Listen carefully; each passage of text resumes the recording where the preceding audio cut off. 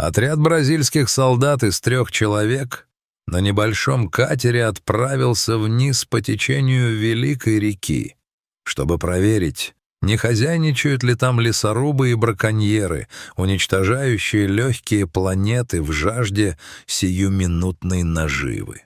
Патруль регулярно ходил этим маршрутом. Амазонка здесь очень своенравная и капризная.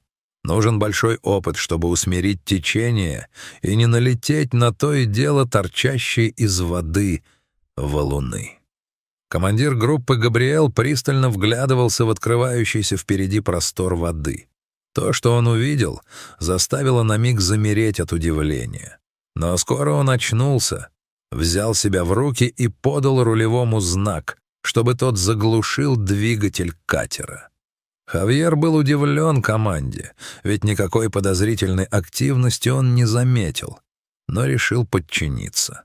Судно бесшумно заскользило по водной глади, быстро теряя набранную в движении инерцию хода. «В чем дело, командир?» — поинтересовался Хавьер у подошедшего к нему Габриэла, попыхивающего сигарой. «Посмотри вон туда, и сам все поймешь». Габриэл указал рукой с дымящейся сигарой направление.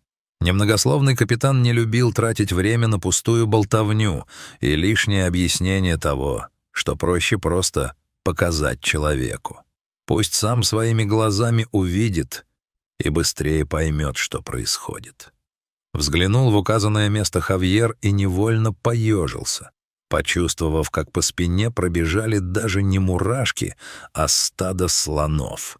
Он увидел, как за остро торчащий валун, как за последнюю надежду ухватился молодой ягуар. Эти хищники отлично умеют плавать. Но, возможно, этому зверю не очень-то повезло. Наверное, он упал в реку вместе с поваленным деревом. Течение в этом месте настолько сильное, что даже мощный ягуар не сумел справиться. И теперь он висит на камне, словно намокший мышонок, попавший в водоворот уличной лужи.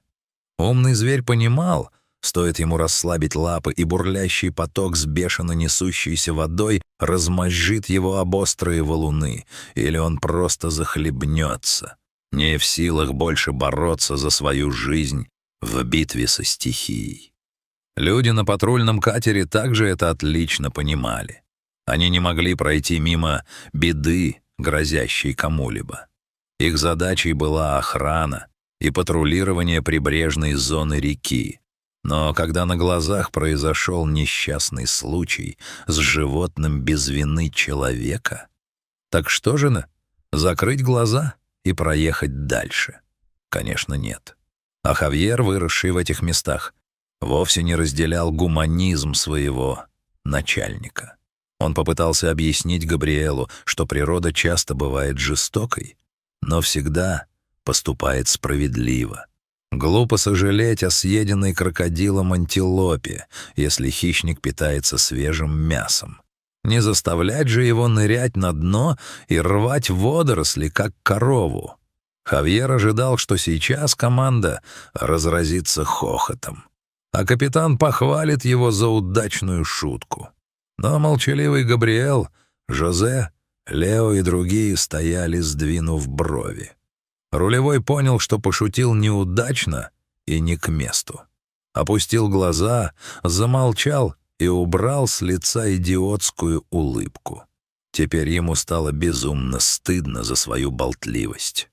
Хавьер покраснел, будто выпил добрую порцию виски. Катер несло течением как раз к тому месту, где из последних сил цеплялся за жизнь ягуар. Суровый капитан внутри очень сомневался, правильное ли решение он принял. А вдруг опасный хищник в испуге не поймет, что его хотят спасти, и начнет атаковать их команду. Тогда не избежать травмы и увечий. Понятное дело, что у всех есть оружие, они могут выстрелить. Но даже если один человек пострадает от звериных клыков, он себе этого никогда не простит. Но бросить это животное значит обречь на долгую и мучительную смерть живое существо. Нет, он не мог поступить иначе и принял единственно верное решение. Весь риск о членах команды Габриэл взял на себя. Усевшись на самый нос катера, он начал тянуться к повисшему на камне ягуару. В таком положении был большой риск повредить свой катер о приближающиеся камни. Парни вооружились баграми и отталкивались ими в тех местах, где течение особенно сильно прибивало судно к преграде. Такие рывковые маневры мешали капитану точно прицелиться, чтобы ухватить ягуара за шиворот. Наконец Габриэл решился и подыскал удобный момент. «Будь что будет», — подумал он и схватил дикую кошку за загривок. Неслабая рука мужчины сразу ощутила вес не маленького котенка, но приличного хищника. Тот, к удивлению капитана, не стал изворачиваться, крутиться, как это делают домашние кошки, вытащенные из воды. Ягуар, наоборот, изо всех сил решил помочь человеку. Цеплялся когтями по пути за все, что можно, облегчая свой вес. Хищник понял замысел человека и подыграл ему. Одновременным рывком Габриэл дернул за шкуру и перенес вес животного ближе к борту катера. Ягуар мгновенно понял и вцепился когтями за борт. Еще пара мощных толчков, и дикий зверь забрался на дно плавательного средства. Сердца всех членов команды бешено колотились, понимая, насколько близко они находятся от великолепного, красивого и опасного хищника. С ягуара натекла приличная лужа, шерсть намокла и свалялась в мокрые сосульки. Вид его был совсем не страшный. Он был больше похож на мокрого кота, чем на грозного хищника, наводящего ужас в джунглях. Члены команды начали потихоньку подавать друг другу мимикой знаки о том, что ягуар оказался совсем не таким агрессивным. Смешливый Лео даже попробовал изобразить, как отряхается мокрый хищник, вылезший из воды. Но смеяться в полную силу пока ни у кого не было желания. Капитан отдыхал на носу после вылавливания животного, тяжело дыша и отирая пот. Люди начали перешептываться, на лицах заиграли улыбки, но напряжение все еще чувствовалось. Капитан снова приблизился к дикому зверю и протянул руку. Над катером повисло тревожное ожидание.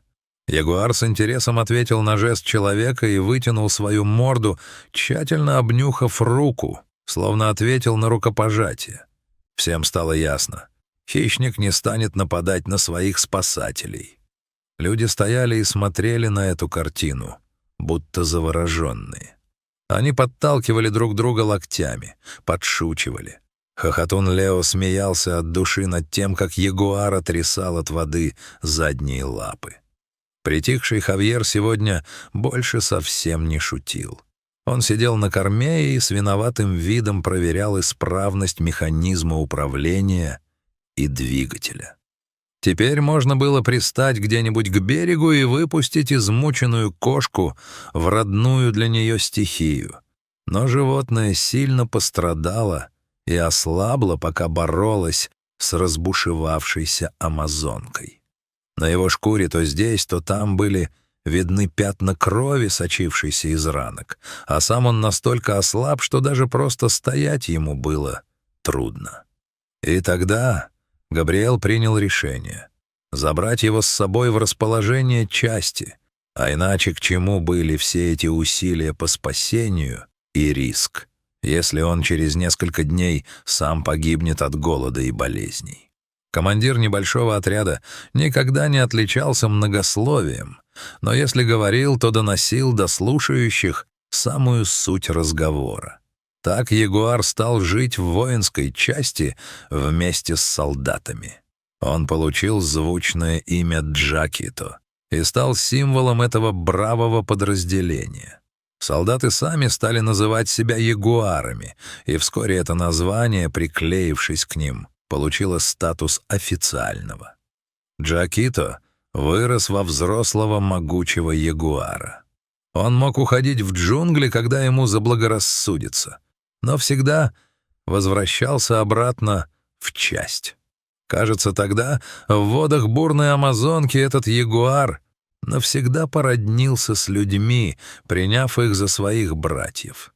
Оказывается, добрые дела иногда способны творить настоящие чудеса. И даже сердце сурового хищника подвластно добру. Так чего же стоит нам, людям, стать чуточку сердечнее и проявлять немного больше понимания ко всему, что нас окружает?